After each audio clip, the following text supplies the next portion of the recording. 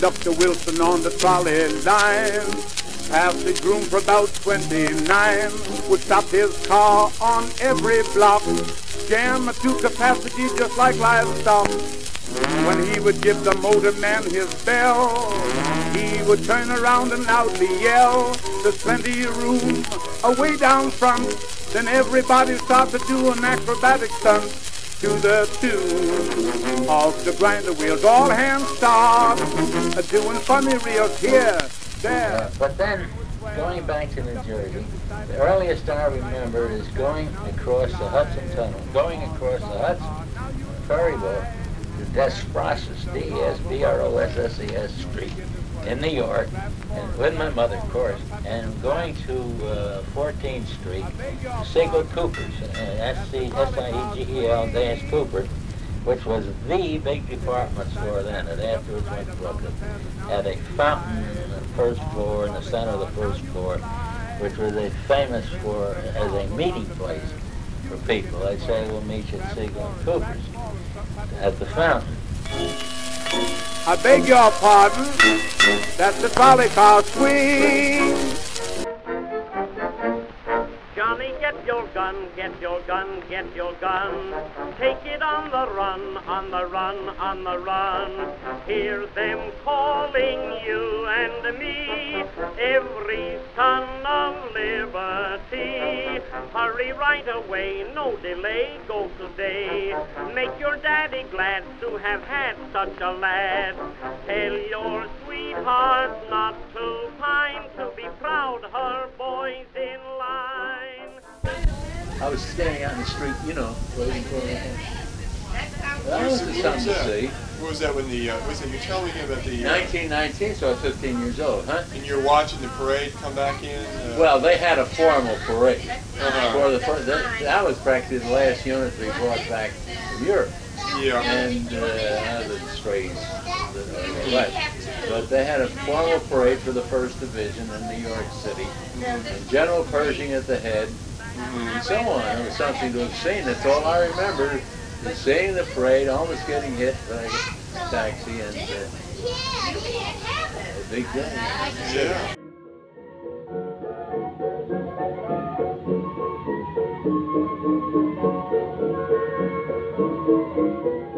You know, we had the orchestras like Ben Burney and Miller and Whiteman and all that stuff like that, and their records.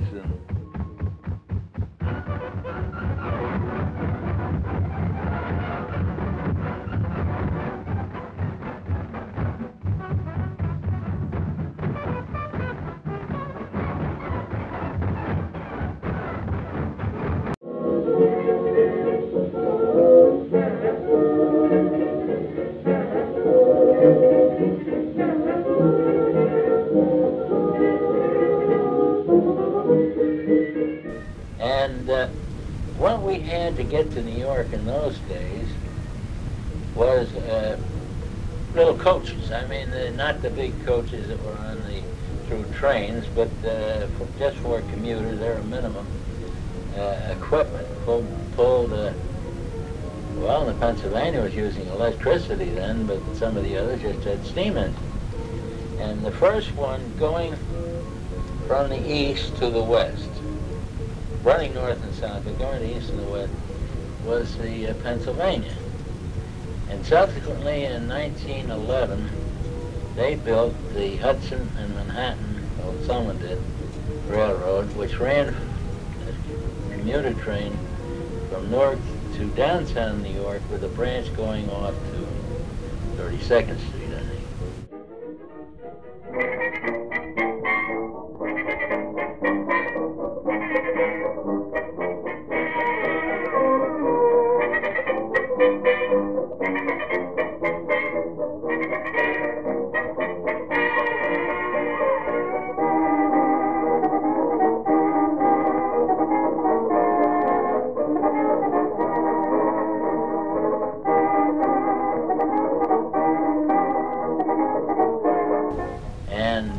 I traveled on that going to college for 4 years, and so I know it inside and out. I often enjoyed standing in the very front of the vestibule of the electric train. And the first station was Harrison. There was a sign there saying home of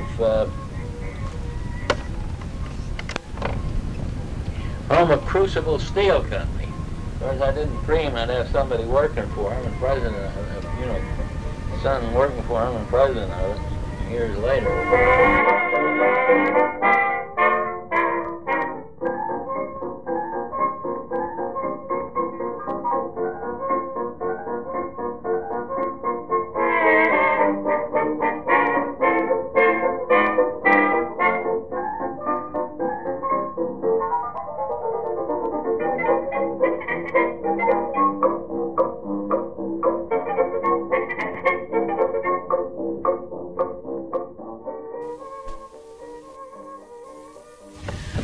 I also commuted to college, and that was a grind. I had to take the trolley car down to the Hudson Manhattan Tubes and get on that train. It's the commuter train, a special commuter train between Newark and downtown New York and also midtown New York.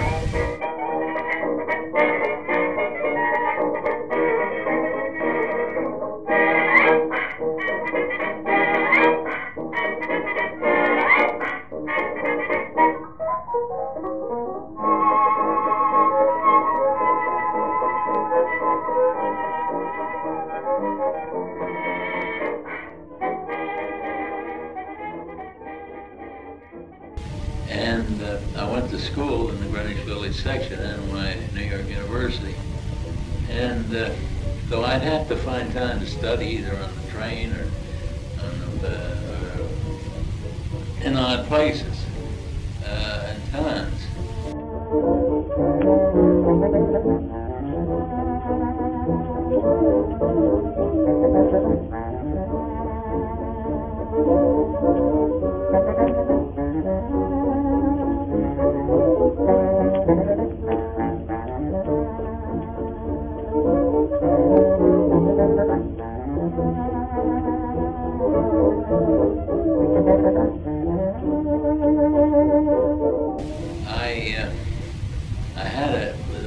I always had a job of some kind or another. And one of the best ones I ever had was the last 2 years here when I worked in the school library, which was a combination library between the college and law school. And it's kept me busy and interested and so on.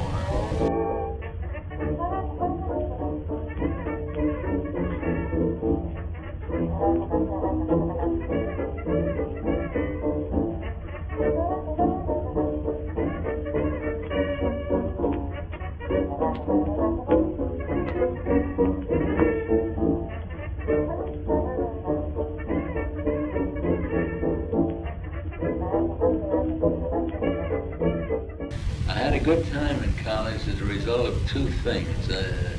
I belonged to a pretty good fraternity. I mean, it's the same one David belonged to. And we had good times, good parties and so on. Back in those days, it was the national body was a pretty straight-laced outfit, very waspish. And that sort of carried over with us, although it wasn't more blue-nosed by any means.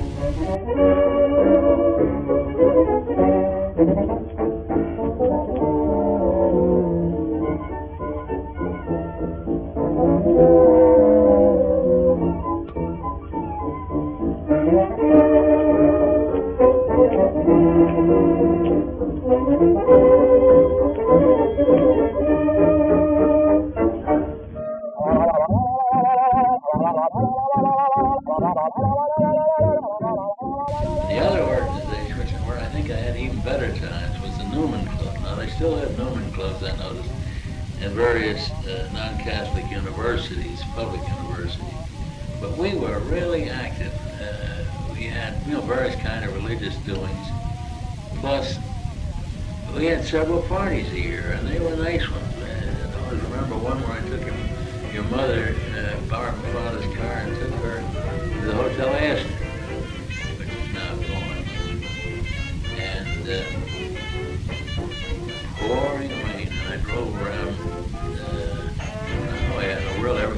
got your mother safely in. And, you know, drove around Times Square and one-way traffic, some pattern. Got her into the hotel. How I ever got in, I'll never know. I wanted to correct a couple of things I said on the tape yesterday. One, I did not take your mother to the hotel. I asked her to a dance. Took your grandmother. She can be a sweet, sweetie is she. I'll say she's clever. I look at her forever. And oh, how she reigns over me. Boo, boo, boo, boo. She's got the stuff that never misses. Doop, doop, doop. And how that nice young angel, how she kisses. I love her. I'm lucky to discover the loving is sweetie for me. But anyway, and the fraternity had a graduate chapter in New York made up of men who had graduated from various colleges all over the country and were belonged to the fraternity and were living in the New York area. And I sure met some fine people and had some fun and good times with them up to about 1929. Things sort of started coming apart.